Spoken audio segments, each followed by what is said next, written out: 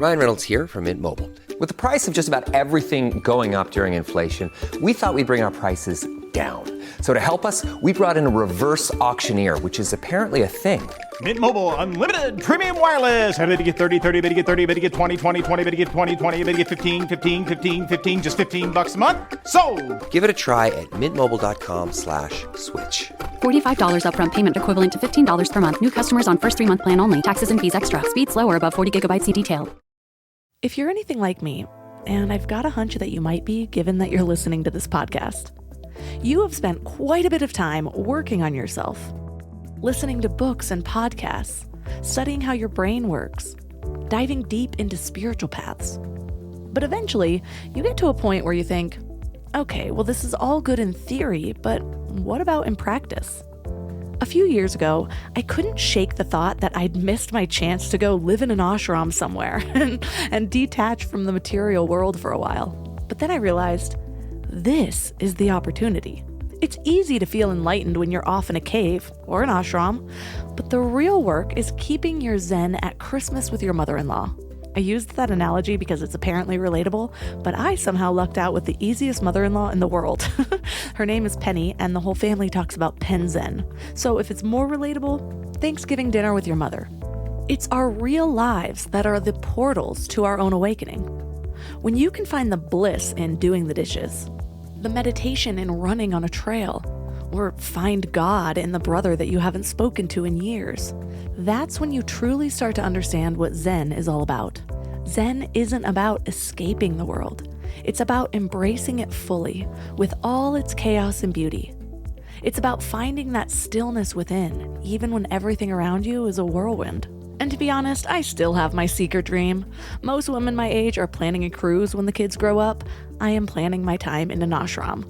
But now I see it as just another facet of this human experience. Not an escape, not the way. Why do we think that way anyways? Vacations shouldn't be an escape. It's an integration. It's a part of it all. And sometimes just that shift in perspective changes the experience.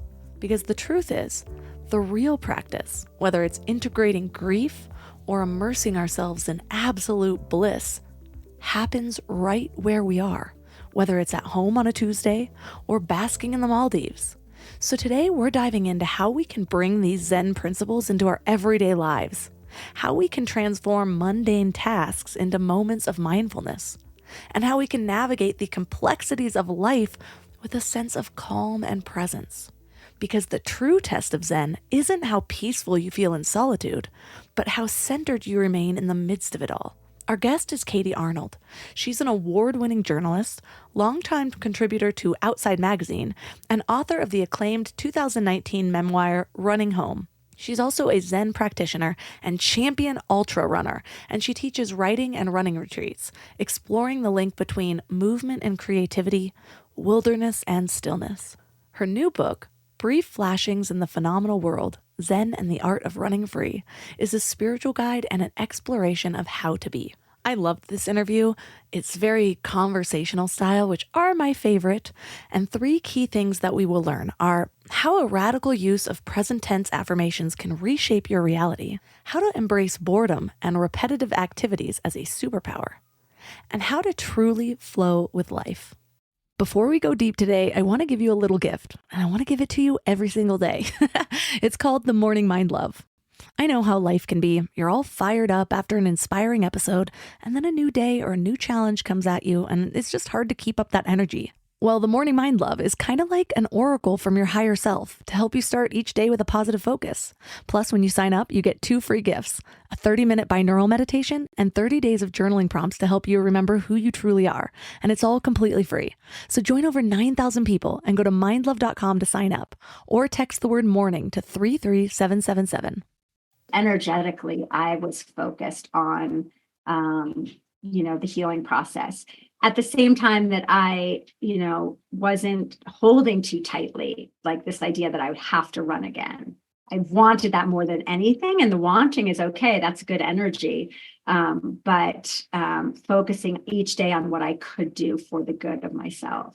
And one I even had, and I wrote about this in the book, I had a physical therapist who, as he was working on my leg, wanted to talk to me about how bad running is for your body. And I had to stop him. And I was like, don't you see, like, you can't heal me with that energy.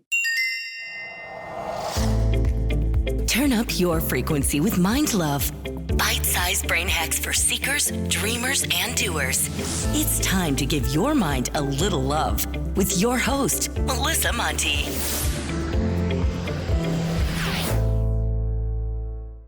So in your book, you talk about the blend of running and Zen in understanding life. Can you talk about how these two activities intersect? Oh, that's a great question. You get right to the heart of the book. Absolutely. Zen is anything you do with true spirit and determination. It's not, I don't think of Zen, and many people don't think of Zen as a religion, right? That's not about dogma or doctrine. It's about how you live in this life. And so Zen is really being yourself and making positive effort for the good every day, and being as present as you can in your life. And so running for me has always been an expression of creativity and sort of how I feel like my most authentic self when I'm in the mountains. And so the two just naturally fit together. And of course, running is something that you do. And when you're doing it, you do have to make great effort, right? It's not always easy. And but when you show up with determination, that you're expressing Zen nature that way. Tell me about that first time that you were drawn to the Zen Buddhist temple. Are you talking about in the book itself? Yeah. When I'm going to give I'm going to give a talk, and it's late December 2018. And I've been sort of studying or practicing Zen for a little while by then. I was invited to give a talk at this well-known Zen center in Santa Fe, New Mexico, where I live, called Upaya Zen Center. And the talk was called The Zen of Running. And my wonderful friend, Natalie Goldberg, who's a fantastic writer and has written like 15 books and is probably best known for her book, Writing Down the Bones, which is a lot about writing and Zen. I mean, she's a legend. She and I have been friends, and she invited me to give this talk with her. I thought it was a great idea until, the day of the talk. And then all of a sudden I'm like, oh my God, I have to get up in front of this room full of very serious Zen practitioners and sound like I know what I'm talking about. And Zen itself, by its very nature, is kind of hard to define, right? It's enigmatic. It's more of an idea, like I said, than a doctrine, or it's not about like submitting to a god or whatever. It's about how you live every day. And so I gave this talk, and it was really about how I had learned about through running, and about running through Zen, and about life through both of those things. And the talk then became kind of the structure for the book, Brief Flashings in the Phenomenal World, because it really tells the story that I told that night in that room full of Zen practitioners. And it went well. I was invited back. I was just there a few weeks ago giving a second Dharma talk. That's like a wisdom talk. And I wasn't quite as nervous this second time, but I still had that moment of like, what is Zen? When you try to pin it down, it's like seaweed. Like, what is it? I love that story just because I talk to people all the time about imposter syndrome and just feeling unqualified, because there's always going to be people out there that know more than we do. And we sometimes forget that all of us are ahead of somebody. And sometimes it's even easier to understand those people because they're not so deep into it that they still remember how to bridge the gap. They can meet you where they are a little bit better than the people who have been speaking about it for a lifetime. Yes, that's such a good point. I know I always need to remember that, because I tend to sort of do things not impulsively, but instinctively. So I have a really strong intuitive sense, and I'll sign up for something or agree to something. I'm big into receiving invitations because I feel like it's energy coming toward me. And I think it's a really good practice to meet that energy and receive it and accept an invitation. But oftentimes that means that like I'll be I'll be all in, and then I'll be driving to the event and having like a little panic of like, oh my God, what did I say yes to? And kind of the reality hitting it. But I think that just really means actually that there is a strong intuitive yes coming in from inside of me. And I try to live from that and honor that place. And then there's also a humility, or maybe like in its darker moments, an imposter syndrome that comes up. That's like, wait, I don't know everything about this. And actually, that's a wonderful thing, right? Our culture prizes expertise and mastery. And I think even when you have mastery over something, you can still be and have a beginner's mindset, which is a really open, wondrous, kind of refreshingly, non-judgmental way of approaching something. And that's very much what one of the lessons I learned during my recovery, and how I turned to Zen. Beginner's mind is a huge idea in Zen. And it just means even if you've been doing something forever, coming to it with a fresh, open mind of like, what will I learn today? And that's such a wonderful way of being. And so I really try to apply that to everything I do, even if it means getting up in front of a room and being like, oh God, what have I agreed? What have I agreed to? And but I think we always know more than we think we do when we're speaking from the heart and from the inside, rather just from the head. When we're speaking from our wisdom rather than just our knowledge, we touch people in deeper ways, and it's more authentic, even if it's not maybe always as polished, if that makes sense. Definitely. And I found that so often we're focusing on delivering specific information, and a lot of times it's the story around that. It's the little pieces that we skipped over because they were just parts of our lives that ends up hitting people the most. And it's like, oh, that's what meant something to you. Yes, that's the wisdom, I think. Right. So it's like we think we have to deliver the information, but it's actually what people want is the wisdom. Yes. I try to keep a beginner's mind. And one of the ways I do that with this show, because I want to meet people where they are, I want to go deep, and I want to meet people where they are, and I want to pull them with me. One of the things I do is I actually keep a document called Language of My Customers. And whenever I get an email, when somebody describes their problems or their desires or something in a specific way, I just paste it in here. That way I can constantly refresh and make sure that I'm not going too deep, or I at least will say the deep thing and then say it in a way where I can meet them exactly how they speak. And whether people realize I do that or not, I think that's why I get a lot of comments where people are like, it feels like you're talking to me. And I'm like, you met me a year and 3 days ago, and I was talking to you. That is such a wonderful example of beginner's mind, right? Because you have a lot of mastery in this area, and but you're willing to see it fresh every day. There's a famous quote from a book that was really meaningful to me, and I quote a lot in Brief Flat Things in the Phenomenal World, called Zen Mind, Beginner's Mind. And it's classic Zen text. It applies to sort of everything we do in life. But in the prologue, it really sums it up by saying, in the beginner's mind, there are many possibilities. In the expert's mind, there are few. And don't we all want to live in a world, in a mind with so many possibilities, rather than like this narrow tunnel vision? It's so true. I love that.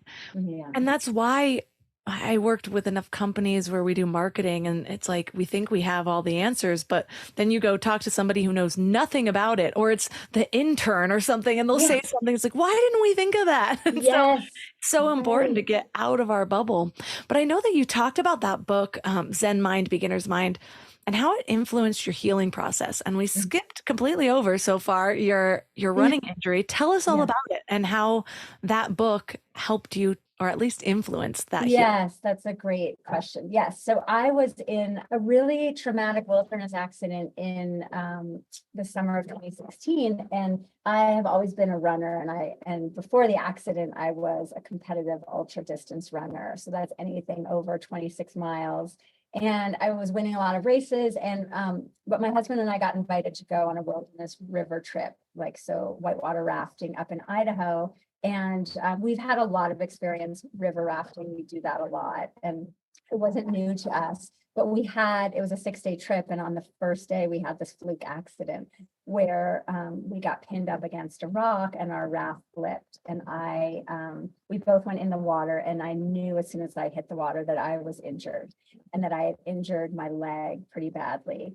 And so the crazy thing is that we ended up staying on the river. It was, a very remote river nicknamed the River of No Return. So there's no roads along it. There's no way out except by, if you call for an evacuation, they can get a bush plane in. And so we ended up staying on the river for 6 days. I didn't know, that my leg was as injured as it was, but that was kind of the beginning of this deeper experience of Zen practice, because staying on the river, badly injured and as much pain as I was in, required that really deep concentration, almost meditative state that Zen is about, which is, focusing right on the present, being right where you are, not, downriver. And it's 100 miles of river, and there's 100 major rapids in 100 miles. And I think we flipped at mile 3.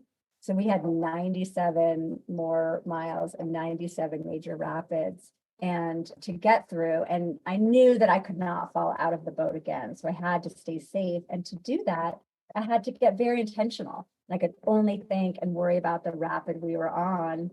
And when you're on a river, you can't see more than the bend you're on, right? You can't see 5 bends downstream. You can't see, the rapids to come. You can only see the one you're on. And that became my mantra for getting through that week was, one rapid at a time. And it really actually works in all of life, right? Because there's always rapids, even if you're not on a river. There's always rocks and bumps and things that come and obstacles that come up in our way. And if you take it one rapid at a time, right, you're not spinning out in anxiety of what's to come. You're really intentional with what is happening now.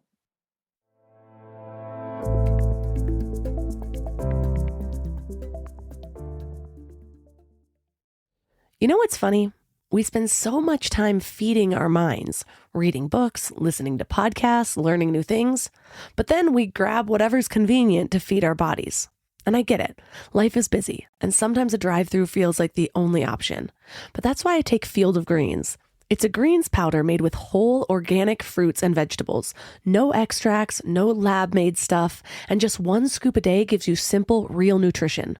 Field of Greens feeds your body with fruits and vegetables medically chosen to support your heart, vital organs, and immune system. And let me tell you something. Since I started taking it, I've noticed these little changes that show me how nutrient depleted I must have been before. Like the ridges in my nails, gone. My sleep, so much better.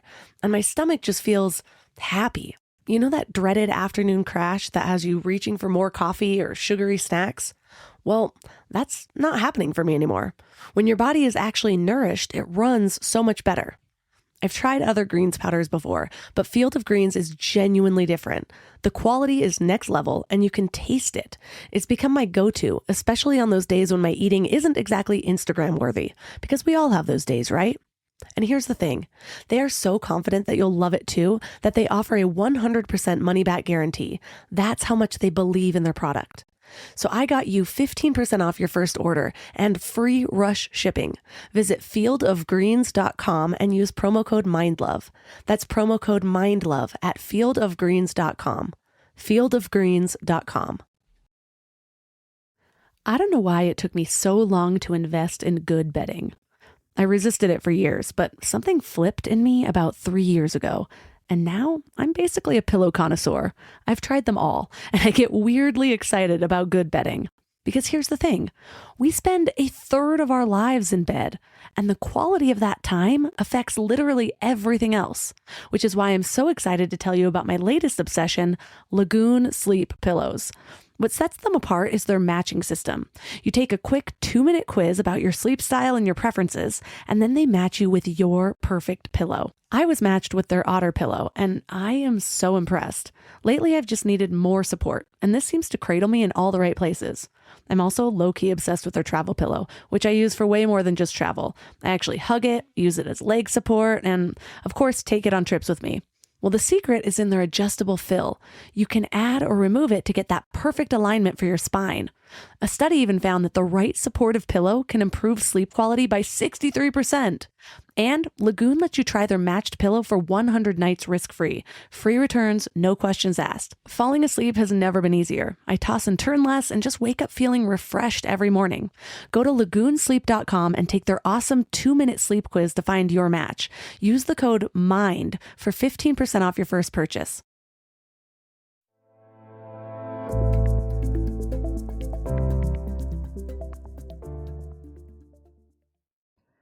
That's actually what I love about trail running is it's such a meditation for me because you have to watch only your next foot. Really. Yes. It's like where it's going to land so Right. you don't roll your ankle because it's not just, I mean, you can't just keep your eyes ahead. There's rocks Yeah.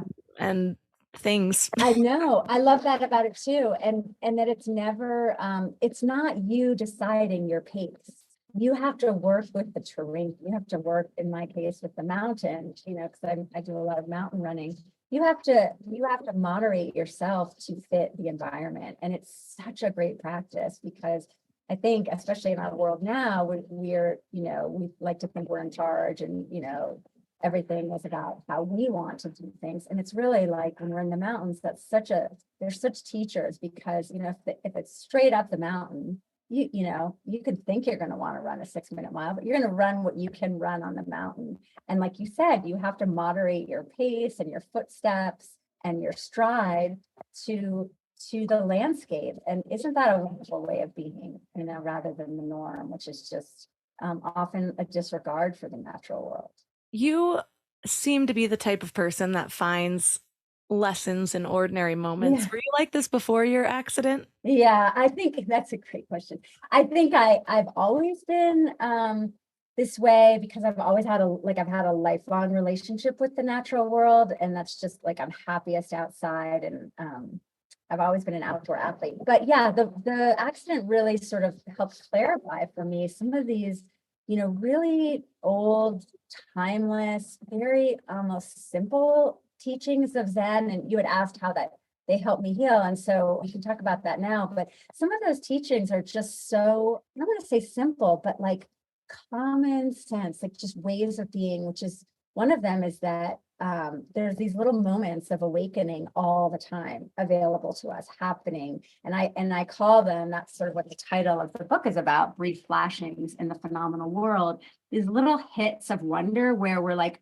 oh, I'm alive. Right. And we see something differently, or we feel connected to the place we are, or with our own imagination, or with our body, with those we're with. And it's that feeling of oneness and wonder. And they're very ordinary moments, it could just be like the light coming in through the window, or, they don't have to be peak experiences. But my accident, being in that very dark place after I got home from the river and learned that I would have to have surgery, and that my doctor, basically told me I should never run again, and that's a very dark place to be. After I think I sort of was in the darkness and allowed myself to be there. And that's part of it. When you resist the darkness, it gets worse. So having sort of an awful summer of that, and I know, I was not a joy to live with, right? Being injured and facing losing one of the things that's most dear to you, both as a mental health practice and a creative practice. And so learning to find the ordinary joys in the world, like I'd had a, proclivity for that. I learned that a lot from my mother, who is very much like that and sees these little, hits all the time. And also from my father, who was a National Geographic photographer, and he was conditioned to look for those moments of connection and authenticity, and just those little flashes that show us that we're alive. And so, yes, I've always been like that, but this and sort of learning more about Zen deepened this for me, and to realize not only that the flashings are outside, but we ourselves are the flashings. And like this conversation we're having right now, this connection is a flashing, and to sort of live from that place. And the flashings aren't just in beautiful peak experiences or joyful moments. They can also be in times of struggle and darkness. And that's a real comfort. And I think it's a shift in the way we think of things, because we often think just like, oh, peak experience, like, when you win the biggest race or you do something amazing. But really the flashings are always there. And And, it's just a matter of remembering to look. I used to live my life really seeking the peak. And I was just sort of addicted to thrill in all the ways. I would just do risky things and my motto was like, this will make a good story later. Will it make a good story? I might get arrested, but let me try it. And I love it. And I even got into, I got certified in skydiving, just things like that. I was going to say, I'm feeling like there's skydiving in this story. Yeah. And then once I got the certification, I actually never wanted to go again. But, but then I met my husband and he would stop on drives and like just look at the view. And I just wasn't used to that in my 20s. I was used to like going to a party and doing Molly or something, I got a peak experience in my pocket. It's better than the sunset. But over the time that our relationship developed, he would just share different things. And he was so good at bringing the gratitude for the moment or just the wonder and the awe for the everyday. And I asked him once where he got that from. And he said he thinks it was his mom. His mom was just good at really taking in the views and the beauty. And now knowing her probably is that she lives in the middle of the woods and she just likes her birds and feeding her 20 cats and whatever it is. And so now that I have children, it's such a good accountability for like, okay, well, I can see the two ways of people being just by the way that they're raised. How can I instill some of the things that I really want them to take through their life by just bringing attention to it? And rather than telling them the way they should be, but just like say, look how beautiful that is. And so it's something that I do now. And it's so awesome because just by doing that practice, it brings it into my life more. But it's fun. Sort of seeing things click. My oldest is still only 3, but he is the type who will say, "It's a beautiful day to be a wife." Exactly right. So he sees the flash, and kids really do see them. And then it's sort of like, and they're such great teachers for that reason, because they do see them more because they have fewer responsibilities and to-dos, and hopefully, please, they don't have screens, like we can keep them off screens for long enough that they can remember to see them. But, Zen, one of the ideas of Zen, again, not as a religion, but just sort of as a life philosophy, is that the only constant is impermanence and change, right? And so knowing that everything has this impermanence kind of makes you want to pay attention more, because things are always changing. And it's like, and we know that as parents, right? Nothing makes it more apparent than our children growing up before our eyes. Like 5 minutes ago, my daughter was 3 and now she's 15. And, it's just like, everything. And you could just like bathe in the wonder of their own development, which isn't to say there's not like really awful days when you're like, like serenity, and both are true at the same time. Like it can be so much work to be a parent, and it's so beautiful at the same time. And I think it's that sense of like no dualities. It's both of those things at the same time is really a teaching of Zen, that we can hold the incredible joy and the sorrow at the same time, and the frustration and this just wonder at our children. And so it's really like, I think learning more about Zen has sort of brought out these, natural characteristics of myself to see and look for those moments. And also just to find peace and be like, it's okay that I'm having a bad day. Meeting it and seeing myself in that way is Zen, right? Pushing it away and trying to, pretend it's not there isn't, Zen is just meeting the world as it is in each moment. And, it doesn't mean you're always peaceful. For sure. Something to filter your own suffering through. I have a 1-year-old also, and oh my goodness, I love this phase. I keep saying I can't decide if he's just way easier or if it's just easier being a parent the second time around. Probably both, a little bit, right? But it's like, I don't want this to end at all. And I'm so curious to see. I'm having an easier time being just present with it, because I know that even clinging is resistance, which is suffering. And so it's all about just like letting it be, letting it flow. And I think that's what's making this so much easier, more enjoyable. It's easier to just focus on the good, because I'm not in anticipation of his next word. And I'm not sitting there like, I kind of am. I wish this was forever. I just, this smushy little face. He's so sweet. But it reminds me of one of the things that you talk about that you say is the first rule of rivers and Zen, Mhm. and it's to not fight the current. Can Yeah. you talk more about that? Yeah. So, like I said, I've spent a lot of time on rivers in my life, and in kayaks and rafts and canoes, and you learn from a river that you kind of have to go the pace of the river, right? Like sometimes it's swift water and you're moving quickly. Sometimes it's a very slow, lazy river and you're going more slowly. Sometimes there's lots of rapids and it's busy and you have to, work to stay upright. But the bottom line is that the river has its own energy and its own pace. And when we move with it, right, we learn to adapt to the river's energy. And that's kind of like when you think about life, we can flow with life, with what's happening in life, or we can resist everything and grip against it. And just like in the river, you probably can go upstream. It's a lot of work and you really don't get anywhere. And so in life, it's learning to stop resisting the changes as they come, but to sort of soften toward them. They're not all going to be easy or pleasant, right? Life just throws those things at us and loss. And certainly there's so much so much hardship right now in the world. And so it's not like putting a Pollyanna-ish face on things and being like, everything's fine. It's actually flowing with the hard times too, and not pushing them away or faking it, but just being right there in the current of your life. And sometimes it's hard and rough water, and sometimes it's smooth and easy, and learning to go with it rather than against it. And that's a constant practice, right? Isn't that a daily practice that we all have to do? Because it's not like you just get there and you're like, nailed it forever, I'm going to go with the flow. New things arise.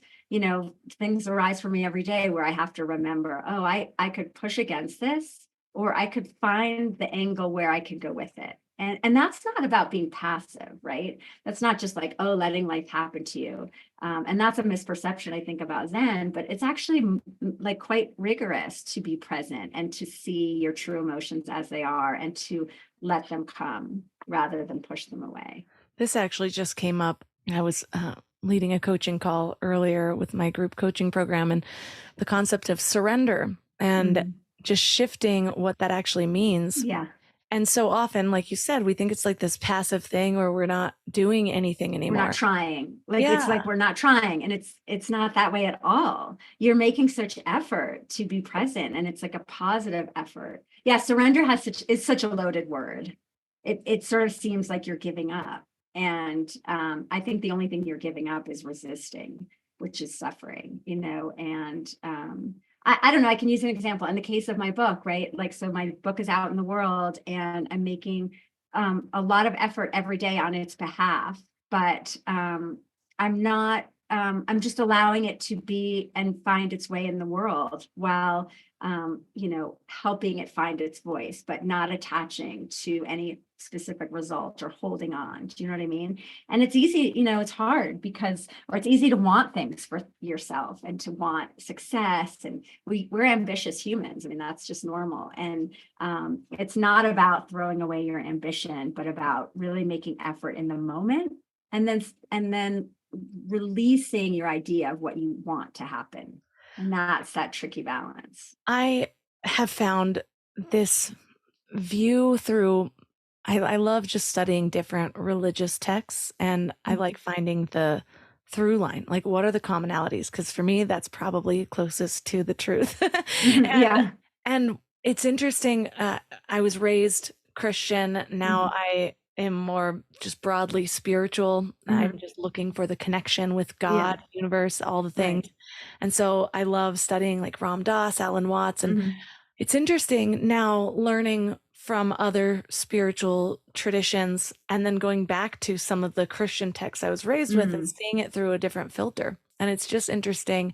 And I now understand this idea of like willpower versus God's will. And I never understood that as a kid because I'm like, what do you mean? We have free will, but God's will will always be done. Like, this doesn't make sense to me, which one is it?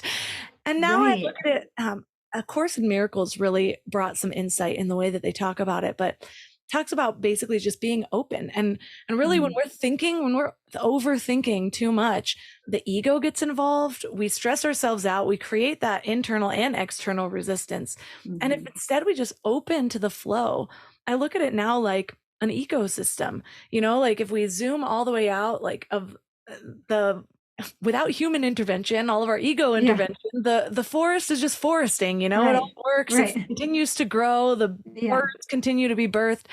And if we get out of our own way and just meet the signs with our own energy, really, I'll change the word from even effort to energy, because effort seems to hold a connotation. And I feel like as much as we can strip away the meaning that we've already given things, it's almost easier to fall into.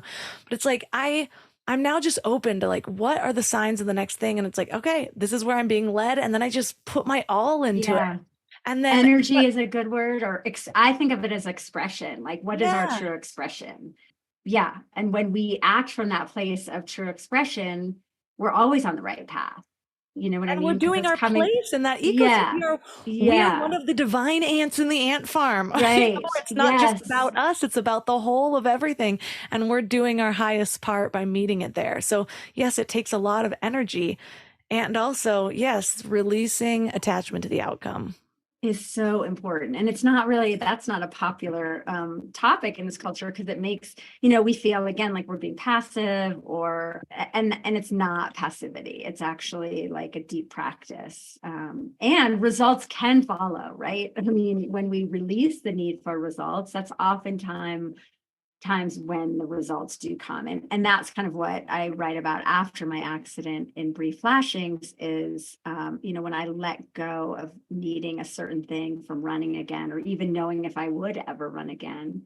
When I started running again, my way was so different. And I ended up having this incredible outcome that, I never could have imagined. And that, going back to that quote of like, in the beginner's mind, there are many possibilities. In the expert's mind, there are few. My doctor or surgeon had one possibility for me, which is that I should never run again. And I chose to see through a lens where, many things could happen. And actually the thing that did, I couldn't even imagined it, like the human imagination, thank goodness we're not limited to it, because it's not as vast as all the possibilities in the whole world. Right. And that power that's out there and that, we can tap into. So that's just the perfect expression of that, of like, letting go of a certain narrative and opening to all possibilities. So how did you get there, and what was your process with keeping that open mind? Because I know, especially when people are facing their worst case scenario or what they think might be, it's really easy to get that tunnel vision. But then the other side is there's a whole philosophy where it's like, visualize exactly what you want. But how did you keep that just openness? And then how did you begin running again? Yeah, great question. So I did all the things. Like I followed the PT protocol. I was a very good patient and I was patient. So, I will say that's, even though I used a lot of Zen for my mind state and sort of like healing my mind, I did really follow the Western medical protocols of healing. And so I did all the PT, but what I learned is that it mattered what I was saying to myself. And that self-talk, I guess you'd call it. And so even though I was scared that what the doctor said might come true, I had a practice of writing in my notebook. And I've always kept notebooks or journals. And I would write in my notebook, not I will heal completely, but I am healing. And that, present tense makes a big difference. And I would write to myself these sort of affirmations that I am healing. And at first, I started just writing, my body is healing.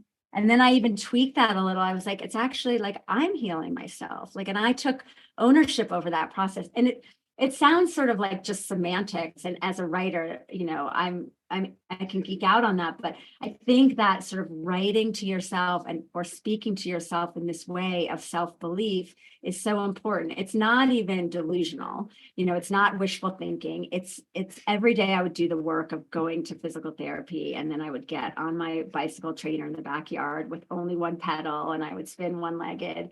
So I knew, and then I would sit outside. I got a lot of vitamin D to heal my broken bones, and I had friends coming over, so I had a lot of love input and those important things. I knew whatever the outcome was, that I am healing myself through these processes. And then I was really careful not to spend a lot of energy on talking about my accident. People hear, how dramatic it was, and they want the blow by blow, literally. And I would always tell them, and then I would try to shift the subject to like, here's how I'm healing myself. So that just energetically, I was focused on, the healing process. At the same time that I wasn't holding too tightly, like this idea that I would have to run again. I wanted that more than anything. And the wanting is okay. That's good energy. But focusing each day on what I could do for the good of myself. And I even had, and I wrote about this in the book, I had a physical therapist who, as he was working on my leg, wanted to talk to me about how bad running is for your body. And I had to stop him. And I was like, don't you see, like, you can't heal me with that energy. And he looked at me like, he'd never thought of that before. But so it was really about putting myself in a state, I won't even just say of positivity, though I was trying to be positive. It was possibility. It was kind of radical possibility. And I did do some writing exercises, and they weren't intentional visualizations, but the kind of writing practice I do, I'll just give myself license to write, like free write for 10 minutes. And one time I found myself writing about running a 100-mile race, which I'd never done before. And I visualized, the flowers, the wildflowers, and so many specifics that after I wrote it, I felt like I'd been running. It was I had the same endorphin rush. And I knew in that moment that writing about running was healing me for running. And it would be months later before I ran again. And then a whole year before I remembered that I'd written that. And then I entered my name into the lottery to run 100 miles.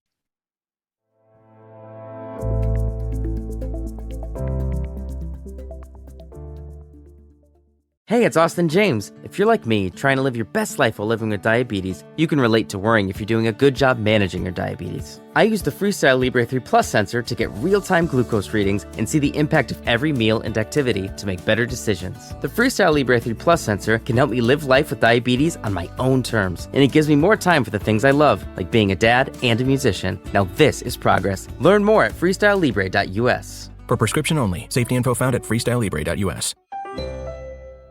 Blinds.com is kicking off the savings early with Black Friday mega deals all month long.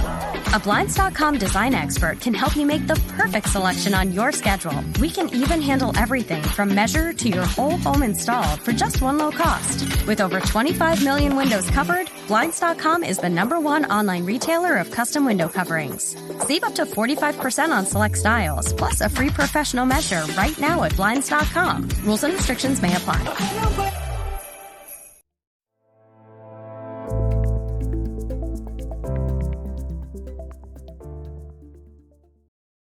That's so incredible. I'm reminded of, there's a book called The Expectation Effect that talks about, and this book has no spiritual context whatsoever. It's all about just the science of it. And he talks about how the best scientists know that their own biases are going to affect the outcome. And so there's no blind studies whatsoever, right? Because all you need is just an idea or just an expectation, and that can affect an outcome that's behind a glass wall. Even you don't even need to touch it. Of course. So like their energetics, their energy can affect. Wow. I mean, that I'd not heard of that, but that makes total sense to me, because I do think, this showed me the power of the mind.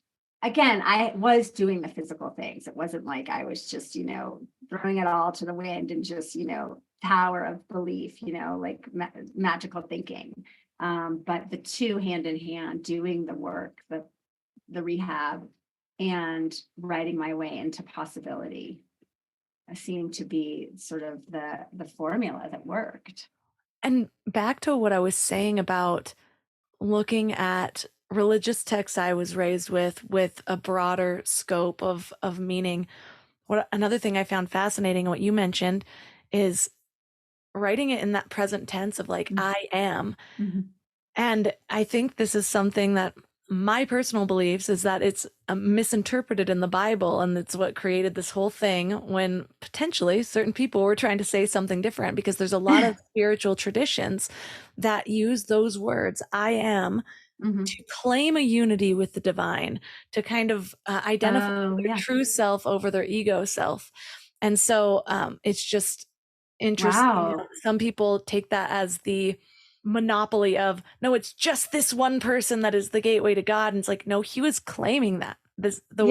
How I see that is, and from some of the texts that never made it into the canonical Bible, it seems to me that he's claiming this unity with the divine, and through doing that is how it became so. Whereas some people are like, no, it's the only person. and I was raised Episcopalian, but that, none of that resonated with me. And I was, kind of, I didn't connect with it. But it is in Zen, you would kind of call what you're talking about actualization, right? So you're actualizing like Buddha nature, which is sort of oneness and connection with all beings. And in the book that I'm talking about, Zen Mind, Beginner's Mind, the Zen master who was from Japan, and he actually passed away in 1971. And this book, Zen Mind, Beginner's Mind, is a collection of his Dharma talks before he died. He believed, and this was sort of from a long lineage of Zen masters, that we don't sit or meditate to become enlightened. We are already enlightened, or we already have awakened nature, right? It's in us, it's our inherent, what we come into the world with. So rather we sit or we meditate or we do whatever our practice is to express that enlightened nature. And so we already have that knowing and everything we need inside of us. It's kind of like the idea of the brief flashings, like the brief flashings are in us. And it's just a matter of practicing and remembering that, and knowing that we are the flashings and we can express them through just our very being, whatever we do, whether we're runners or writers or entrepreneurs or, doctors, whatever. And so, that idea of actualizing. And so holding something and believing it, and then you manifest it. When you were sharing your healing story, I just am reminded of my sister-in-law. She found out she had to get adult braces. There was like a tooth that was stuck that wasn't going to come in, and they basically needed to like pull it down, a whole thing. And she was just like, really? I'm getting married next year. I'm going to have adult braces now. And she was not stoked on it. But then she just decided to go all in, and she spoke to her teeth. She just like look in the mirror and be like, thank you for moving. Like saying it as it was. She just got her braces off. I feel like she just got them on. It happened so fast. Her dentist orthodontist kept saying, I can't believe these are moving this fast. This is wild. We've never seen anything like it. And I have a crooked jaw. Well, I found this whole rabbit hole online where you can actually, it's called mewing, but you can stretch your jaw. Our jaws have gotten a lot narrower over time as we evolve. And so there's a whole thing. Anyways, and so I was doing the exercises every day, and then it's just this repetitive thing. And I'm like, I got to get back to doing those exercises. Yeah. One of the things you talk about is kind of embracing boredom and the challenges of just maintaining interest in repetitive activities. Yeah. That's where a lot of people go wrong, because it's like, okay, I showed up to meditation 11 days in a row and then it's out the window, or okay. They resist it. Yeah. We resist boredom when it's actually, I think, this great catalyst for creativity and insight and imagination. And again, and also none of us have a chance, I feel like, to be bored anymore, because we have these little devices on our palms that can like take us anywhere. Soon I feel like they're going to be in our eyeballs, and daydreaming becomes even harder. But boredom, facing, kind of doing that repetitive practice. And, in the Zen tradition, that's what meditation is. And I will say, like, I have a sitting meditation practice, but I'm also a very active person and I get restless. So, my sitting practice, just in case anyone's listening and it's like, I have to meditate for, hours every day. I mean, maybe 10 minutes is what I do. And I believe anything counts, right? Like everything counts. And so to sit still just outside with my coffee and listen to the birds and breathe is a meditation practice. And in Zen, it's really showing up to do your practice, whatever it is, for me, it's also writing and running. So showing up every day to run or to write and sit down and work on my next book, even on the hard days or the days when my body hurts or I feel like I don't have anything to say on the paper, that's kind of the highest form of practice and sort of meeting that boredom, that resistance and going toward it. And when you meet your boredom, you actually find it's like, I don't know, you're probably too young for this, but the children's book, The Lion, the Witch, and the Wardrobe, where she goes to the closet. 40. Yeah, okay. Well, she goes to the closet and, at first it's just coats. And then she's like, whoa, there's something out there. And that's like, I kind of feel like the boredom feels like a brick wall, but when you, again, meet it rather than resist it, it can lead you into sort of the most fascinating places of your own imagination. And so I'm a huge proponent of boredom. And I feel like we don't allow ourselves to be bored enough. I mean, that's really when daydreaming pops in, right? And sometimes we want to quit because we think everything needs to be exciting now, those peak experiences. And really those repetitive practices are some of the most, I think, insightful things we do. And it's also, this is a big thing for me. It's about having a relationship with both your mind and your body. And, for me, I write about in the book, running up the same mountain every day. And I was having a relationship with the mountain. I could see it on rainy days, on sunny days, in winter and summer. And boy, it's wonderful to have a connection to the natural world that way. And, it's also illuminates our own connection to ourselves, right? We learn so much about ourselves when we learn about, the wilderness. That relationship, Ram Dass, was it Ram Dass or it might have been Alan Watts? He talks a lot about Taoism and just the interesting perspectives of different cultures and the way they view things. And one of the things he talked about is portraits.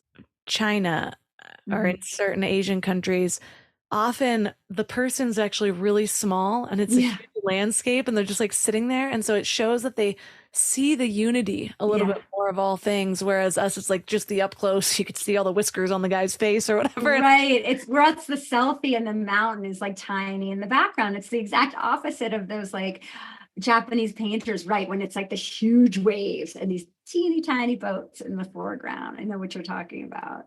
Yeah, I know. It's that kind of, and that's also a humility, right? That like the natural world is so vast and is the ultimate, like we'll have the last say. We may not continue, but the planet will in one form or another. And yeah, it reminds us that we're just part of a much larger natural order, which I find reassuring, right? Because when you have a bad day and it's like, oh, this or this little thing happened, when you look at it in the big scheme of like, I look out the mountains, I look out the window, I see the mountains, like the mountains or the forests have seen everything over time. And it makes my problem seem small, which brings me a certain peacefulness. I like to think about that.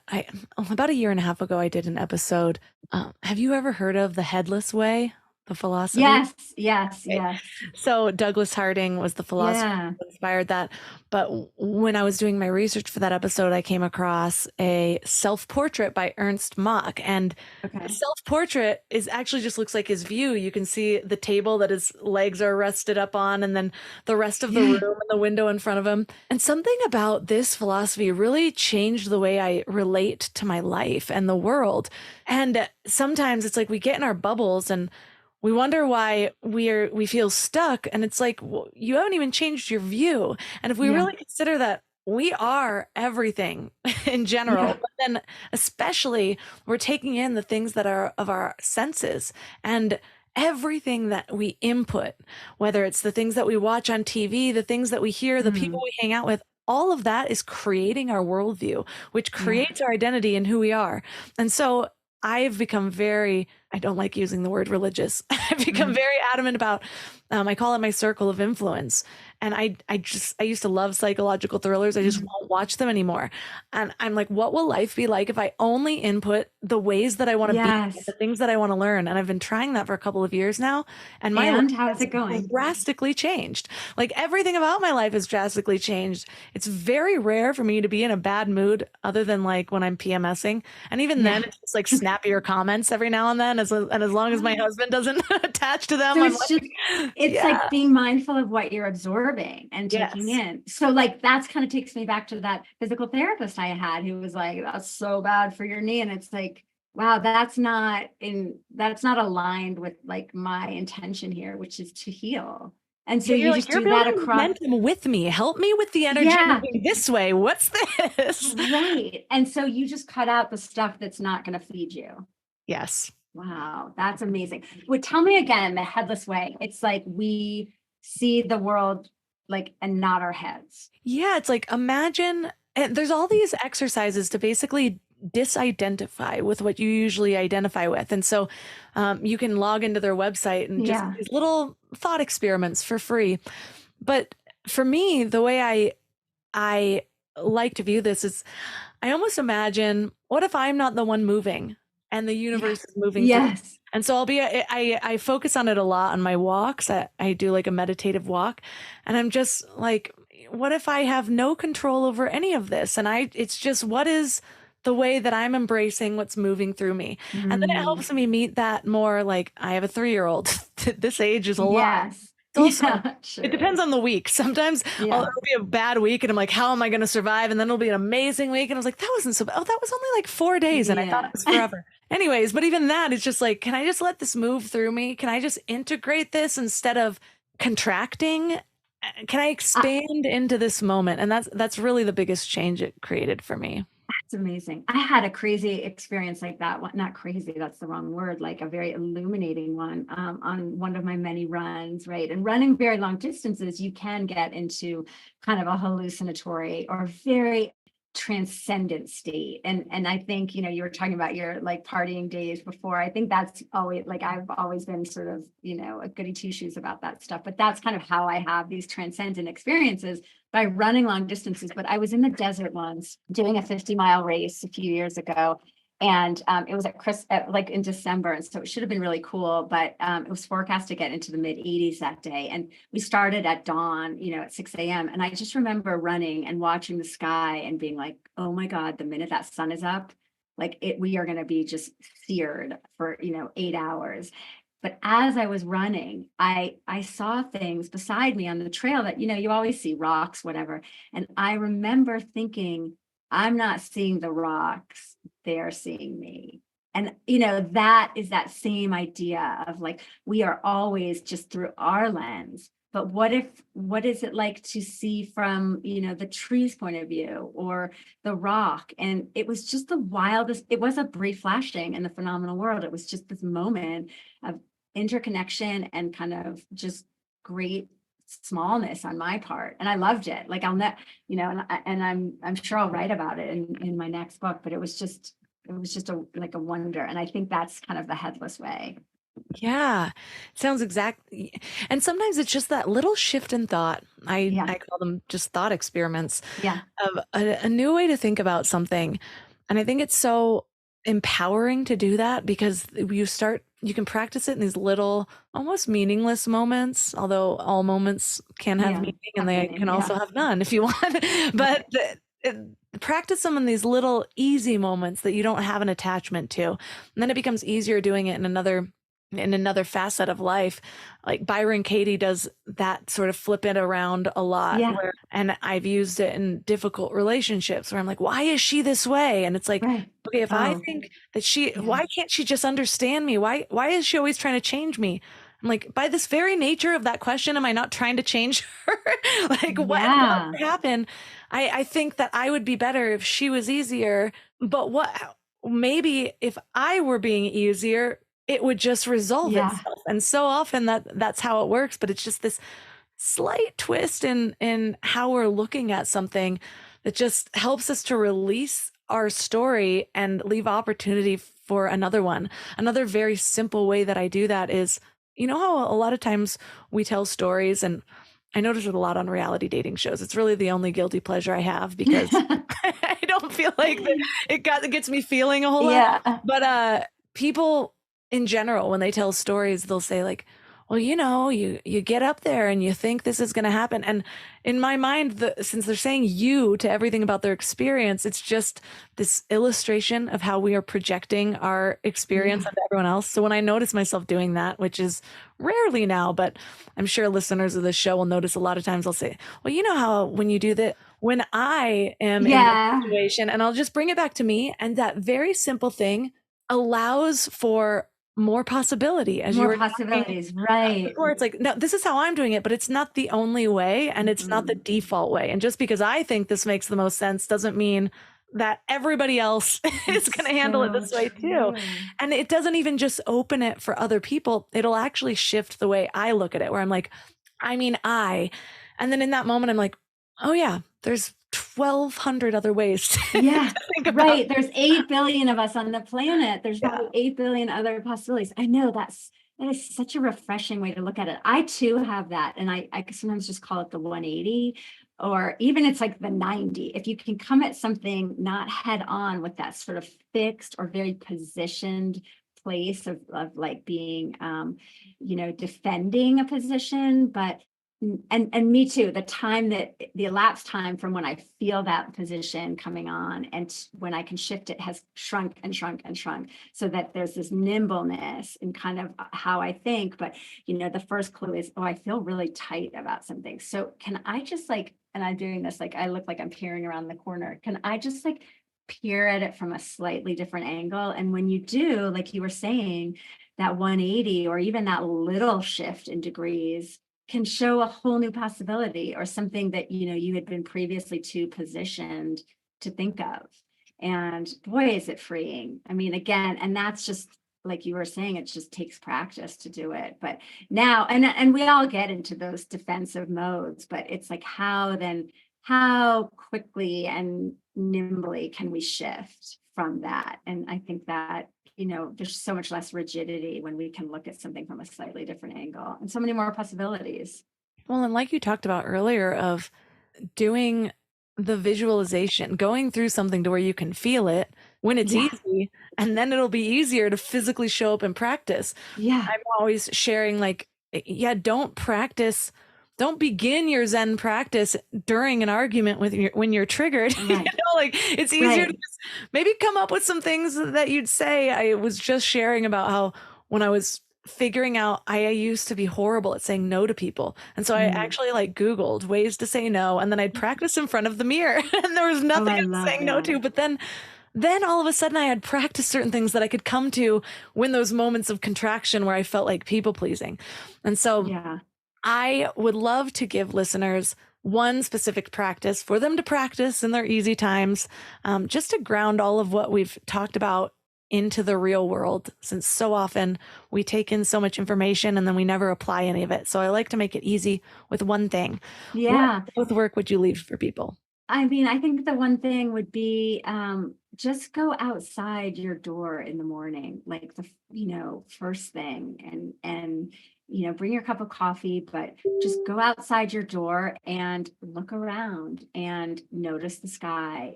Are there clouds? What do they look like? Hear the birds. There's no assignment. It's not homework. You don't have to write any of it down. Just be in it. And the poet Mary Oliver, who's one of my favorite writers, and she died a few years ago, would do that. She talked about how she would go outside her door every morning with her coffee and her notebook. And, as a writer, she would write things down. But I love that image because it's just this act of receiving and noticing. And there's nothing really more to Zen than that. It's just notice the world we're in and see it. And, feel the sun on your face or the rain, and see how your day shifts just with that practice. And it's a practice, we need to show up for it. And it's really pleasurable. It's not work at all. I love that you brought in the word receiving. I feel like that's been my biggest realization in the last few years, is how to get into that mode of receiving. And for a long time in my spiritual studies, it just felt like this elusive, like I didn't fully understand the concept, but it's just like we were talking about with that Taoistic view of being a part of all that is. We are all one, and it's hard to really fathom, but we are so stuck in our heads overthinking. And I just imagine that as like building up your hard candy shell, as I call it. You're just like reinforcing your ego and your one perspective versus just can be as simple as that. Just like notice around you. I like to add the dimension of like being a part of it, just being within it, knowing that it's all connected. So thank you so much. I loved talking to you. I feel like I want to do monthly Zoom calls with you. You're amazing. And you have such a depth of knowledge. I mean, I will say too, when I run, and running has really taught me how to receive. And the specific practice with that is that, again, you have to do the work, right? You have to show up and do the training. And so I would prepare my body as best as I could for these long races, 50 miles or, 60 miles or whatever. And then as long as I'd done the work and I felt like I had prepared to the best of my ability, like in that true spirited way of like determination, when I got to the race, I could let go of any expectation. And it was literally like, I'm pointing to my arm, but like I flipped a switch to receive. And it was like, literally, now I'm here to receive. Like, I am here, I've done my preparation, and now I'm going to learn everything from this race. And it may not go at all the way I wanted, but I'm going to receive learning from that as well. And so that, in that way, it's running really taught me how to receive. It's hard to receive when you feel like you have not done the preparation though, right? So I would imagine with your interviews, you do a lot, like clearly you do a lot of preparation, like you're incredibly well prepared. And then you can be present in the moment because you have this deep reservoir of knowledge and understanding behind you to hold you up. So you embody that. It's amazing to see. Oh, thank you. There's a word, what book? Strange Man in a Strange Land. It's this like science fiction book, but it has this deep meaning. Somebody once told me it's a book that changed their life, so I read it. But it has a word in there called grok, and it's you'll see it used in the wild now, but I think it came from that book, and it's basically an alien word to mean like deeply understanding to the point of embodying. And it's funny, we don't have that word really, and so some people will just use it and bring it into this world because we need that word, but we can't. I'm freaking out because I just saw the writer Anne Lamott. I don't know if you know her work, at the Santa Fe Literary Festival 2 nights ago. And she used the word grok. And I was like, and I knew what she meant from context, that it was like a deep understanding, but I'd never heard the word before. So that's so wild that like, I feel like we're grokking each other, right? It's all connected. Well, thank you so much for all of the wisdom that you brought to this book. Where can listeners find you and your book? Okay, you can find me on katiearnold.net. That's my website. And I have all the info about my book. I'm on book tour, so I'm doing readings and events around the country, and you can find that. And I also lead flow retreats, which I call flow camps, which are really about these daily habits, like I talked about, going outside into nature or moving in nature, that we can do every day, anywhere, to cultivate more ease and flow in our lives. So those are my flow camps. That's online.